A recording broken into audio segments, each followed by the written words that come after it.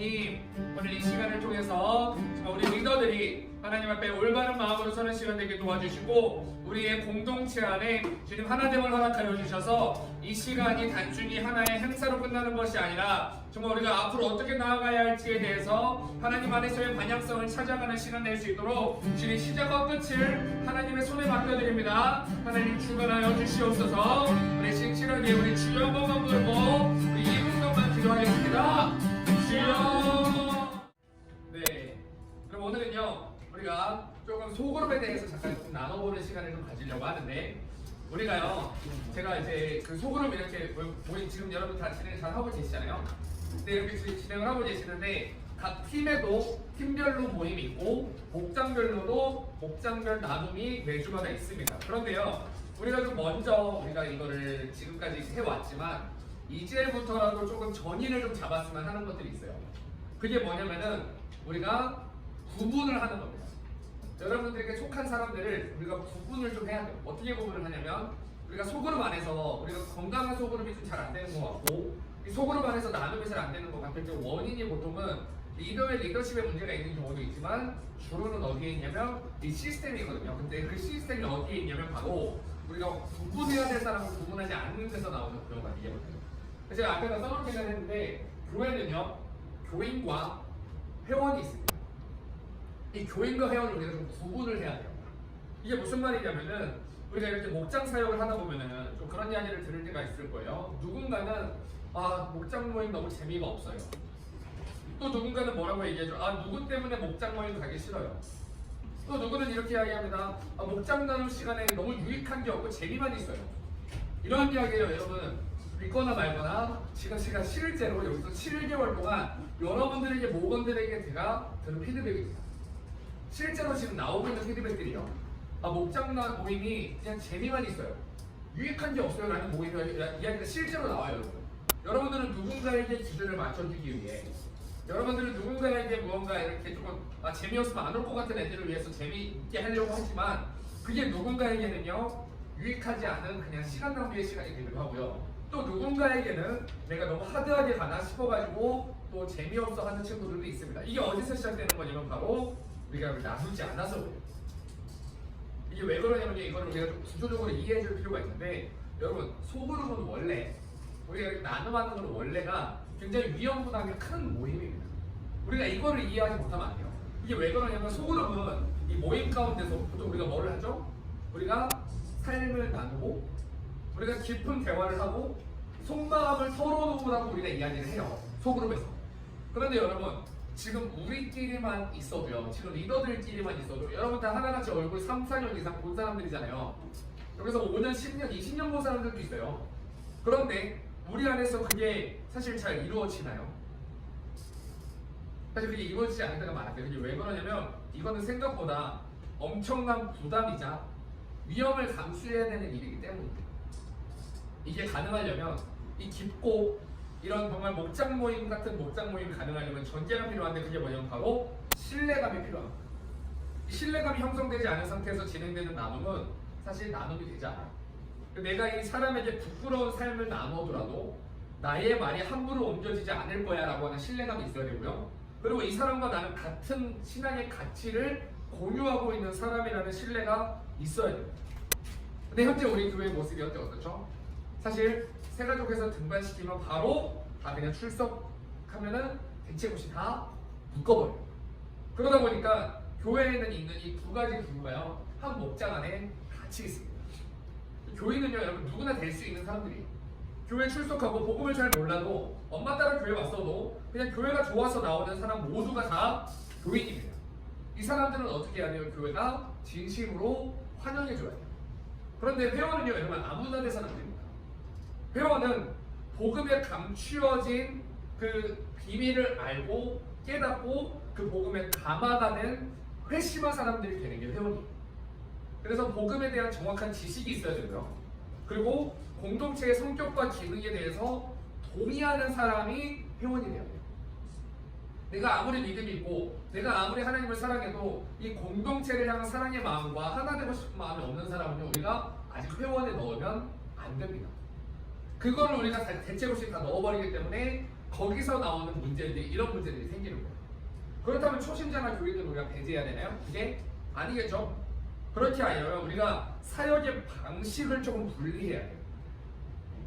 이게 무슨 말이냐면 회원들이 목장에서 깊이 교회됨을 나눌 때는 아직 회심하지 않은 교인들은요, 아직은 소그룹에서 함께하면 안 되는 게 원칙이 돼야 돼요. 왜냐면 소그룹에서 상처받거나 그 사람이 와서 또 뭐를 하죠? 소그룹의 빌런이 돼버리는 경우도 있죠. 네. 그 사람 때문에 나눔이 진행이 안 되는 경우도 많아요. 사실 보다 먼저 우리 인간관계에서도 그렇잖아요. 제가 기훈 형제랑 둘이 좀 만나서 할 얘기가 있어가지고 따로 좀 만나려고 했어요. 근데 눈치 없이 할인자매가 저도 갈게요 하고 와버리면 어떻게 돼요? 할 얘기 할 수 있어요? 어떻게 그럼 딴 얘기 해야 돼요 그냥. 잡다마다 끝나버려야 된다. 네. 이게 우리 소그룹에 나와 있는 지금 현재 현실입니다. 그래서 만약에 목장 모임에 우리가 참여한다 할지라도 교인들은 조금 구분을 해놓고 조금 제한되게 참여를 시키거나 아니면 목양과 양육을 받는 단계를 우리가 좀 거치게 만들어줘야 돼요. 제가 조금 여기 와서 실수했다라고 생각하는 부분들이 뭐가 있냐면 양육 받아야 될 사람들을 양육을 너무 안 했구나라는 생각이 들더라고요. 그래서 우리가 이 양육의 과정들을 사실 제가 지금 기준으로 세우려고 하는 게 뭐냐면 이번 수련회입니다. 이번 수련회에 5번의 말씀을 함께 나눌 건데 이 5번의 시간 동안 뭐를 할 거냐면 우리가 내가 믿음이 있는 사람인가를 진단하는 시간을 좀 가질 거예요. 그래서 이거를 우리 수련회에 못 가는 모든 인원들이 다 받게 할 겁니다. 이거를 받지 않으면 목장 모임에 내년부터는 참여하지 않고 양육을 받는 방식으로 우리가 갈 거예요. 그렇게 많은 게 맞는 것 같아요. 왜냐면은 지금 보니까 목장 안에 건강한 나눔이 좀 잘 진행되지 않는 경우가 지금 계속 그런 피드백들이 좀 들어오다 보니까 이게 목자들이 부족해서 그래. 여러분들이 잘못해서 그런 게 아니에요. 이게 뭐냐면 우리 교회가 좀 구조와 사역의 방식을 조금 바꿔야 될 문제인 것 같다라는 생각이 들더라고요. 그래서 우리 목자들이 여러분 가져야 되는 분별력과 태도가 있는데 이게 뭐냐면요. 첫 번째, 회심하지 않은 교인이 목장 안에서 조금 어려움을 가져다 줄 때는요. 우리가 아직 복음을 잘 몰라서 그렇구나라고 공감해주고 이해해줘야 돼요. 그들한테 너 의무를 다해야지라고 하면 돼요. 안 돼요. 야 기훈아, 너가 아직 예수님을 모르지만 너가 지금부터 11조를 해야 하나님이 너한테 복을 줄 수 있다는 헛소리 하면 안 됩니다. 네. 야 주일날 교회 안 오면 하나님이 안 기뻐하셔. 하나님이 기뻐하든 안 기뻐하든 나랑 상관이 없는 애들한테 그런 얘기를 뭐하러 하냐. 우리는요, 회심하지 않은 교인이 문제를 일으킬 때는 우리는 그들을 이해하고 복음으로 양육을 해줘야 돼요. 그리고요, 회심한 회원들도요, 회심을 했지만 문제를 일으킬 때가 있습니다. 또 내가 실수하고 그 사람도 아직 성격에서 청화되지 않았다 보니까 문제를 일으킬 때 우리는 어떻게 해야 돼요? 이때는 사랑의 마음으로 따끔하게 권면해야 돼요. 너 그러면 안 돼 라고 이야기해요. 근데 그 존재 조건이 뭐가 돼야 되면 야 너 그러는 거 사람들이 안 좋아해가 아니라 너가 복음에 감화된 사람이라면, 너가 예수님을 믿는 사람이라면, 우리가 하나님의 뜻대로 살겠다고 말은 했는데 삶을 우리가 그렇게 살면 우리가 하나님을 믿는 사람다운 교회 공동체가 이루어지지 않아라고 하는 권면을 해줘야 됩니다. 그래서요, 우리 청년부가 조금 아쉬운 게 교회가 이런 기본적인 회심과 이 양육의 단계를 건너뛰어서 임원을 뽑거나 건너뛰어서 찬양팀을 뽑거나 건너뛰어서 무언가 목자를 세우거나 이런 일들을 시작하게 되면 그때부터 뭐가 되냐면 바로 기본이 안 돼 있는 상태에서 모양만 교회의 모양을 갖추는 교회가 되버립니다. 그래서요 여러분, 우리가 조금 여러분들이 목장 모임하면서 좀 삐걱거리거나 조금 어려운 부분이 있다면요, 그건 여러분들이 리더십 부족이 아니에요. 아닌 경우가 더 많아요 사실. 뭐냐면은 이거는 시스템과 기본의 문제일 수 있는데 우리 청년들이 정말 이 구원에 대한 감격이 있는지, 구원의 은혜에 대한 감사함이 있는지, 예수님을 실제로 구주로 영접하고 살고자 하는 그 의지와 지식과 그 성령님의 감화됨이 있는지를 우리가 점검하고, 그리고 또 스스로 점검할 수 있도록 도와줄 수 있는 그런 프로그램과 체계를 조금 지금부터 우리가 좀 만들어 보려고 합니다. 그 시작을 지금 제가 이제 이번 수련회로 좀 잡고 있거든요. 수련회가 끝나고 나면은 그 양육의 과정을 제가 너무 바빠가지고 그걸 좀 듣기 힘들어요 라고 하는 게 사실은 여기서 좀 통하면 안 될 것 같아요. 여러분 우리 이 양육의 관계를 건너뛰고 그냥 해라, 교회 왔으면 해야 돼, 이거는 우리 이제 그만합시다. 알겠죠? 네. 여러분 그래서 우리요 이 교인과 회원에 대해서 조금 나눠보려고 하는데, 여러분들이 지금 여러분들의 목원들을 좀 한 명씩 이렇게 좀 한번 생각해보면 좋을 것 같아요. 교인은요 교회에 출석하는 모든 사람입니다.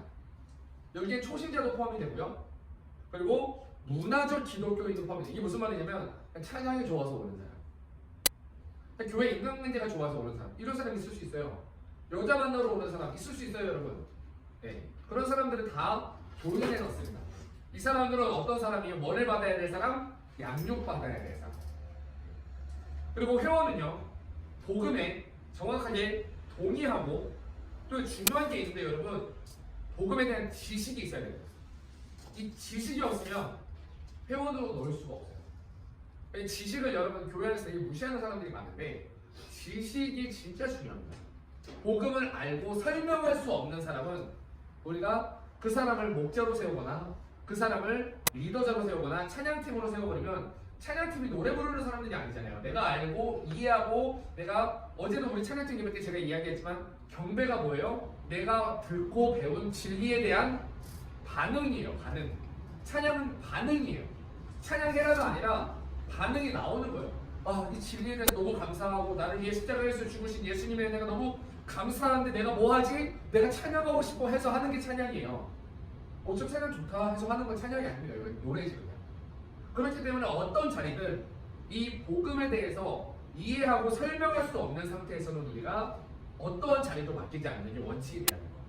그래서 이게 회원에서는 이 단계로 우리가 가요. 그리고 교인들의 특징은 뭐냐면요, 복음의 가치나 이 소그룹의 기능을 잘 모를 수 있어요. 소그룹 여러분 목장 모임 하면은 모여서 조금 이렇게 대화 나누는 시간으로 이해하고 계시는 분들이 굉장히 많은데, 여러분 그거 소그룹 모임 아닙니다. 그거 할 거면 그냥 세상에서 카페 가가지고 친구들하고 하는 게 제일 좋아요. 굳이 뭐 친하지도 않은 사람들하고 모여가지고 굳이 그런 얘기를 왜 합니까? 근데요, 회원은 어떤 사람이냐면 같은 가치를 공유하고, 그리고 비밀 보장과 깊은 신뢰 관계가 형성이 되어 있는 사람들의 모임이 회원입니다. 그리고 교회에서는 어떻게 해야 되냐? 이 교인들에게는요 소그룹 편성보다도 양육을 해야 됩니다. 가르쳐주고 도와주고, 이 사람이 잘 복음에 대해서 이해할 수 있도록 도와주는 게 교회의 역할입니다. 이 사람들을 무시하는 게 아닙니다. 낮은 사람들이 아니에요. 근데 우리는 도와줘야 돼요, 회원들. 그럼 회원들은 뭐 하는 사람들이냐? 회원들 간의 끈끈한 교제와 돌봄, 이 교회됨, 이것이 회원들에게는 해야 될 의무가 있습니다. 네. 이해가 되시죠, 여러분? 그래서 핵심 포인트는 아직 복음을 잘 모르는 교인들에게는 억지로 깊은 나눔을 강요하는 게 아니라 올바른 지식을 배우는 양육과 진단의 과정을 조금 가지면 좋을 것 같아요. 그리고 갈등이 생겼을 때, 이 목장 모임을 하다가 문제가 생겼을 때 우리 목자들이 가져야 될 시선은 아까 말했지만 회심하지 않은 교인이 방황하거나 갈등하고 있을 때는요, 거기서 이해하고 수용해주고 품어주고 복음을 가르쳐주는 게 중요해요. 권면이나 의무를 강요하면 안 됩니다, 여러분. 이 교인들한테. 두 번째, 회심한 회원들이 복음에 합당하지 않은 행동을 할 때는 아까 뭐 해야 된다고 그랬죠? 바로 사랑이 동반된 단호한 권면.